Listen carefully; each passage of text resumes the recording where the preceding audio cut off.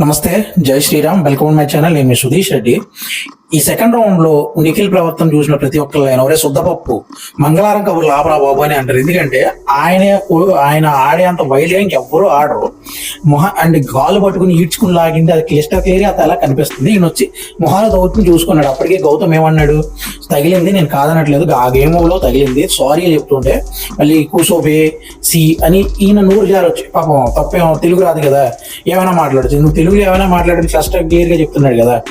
And కింద కొంతమంది కామెంట్లు పెడుతుంటారు కదా, తెలుగు కన్నడ అని. ఇప్పుడు ఏం మాట్లాడతారో ఏం మోసుకుంటారో నాకు తెలియదు కానీ. అండ్ ఈ శుద్ధపోస సంచాలక్ ఉంది కదా, అప్పుడు గురించి సెపరేట్ ఒక షార్ట్ లో మాట్లాడుకుందాం.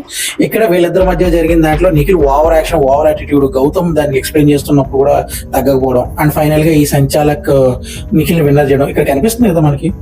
ఎవరి షర్ట్ మీద ఎంతకాలం ఉందో ముందు వెనక క్లియర్ కట్ గా కనిపిస్తుంది కదా. అప్పటికి కూడా ఇచ్చింది. ఇంక మరి దీని గ్రూప్ మనకి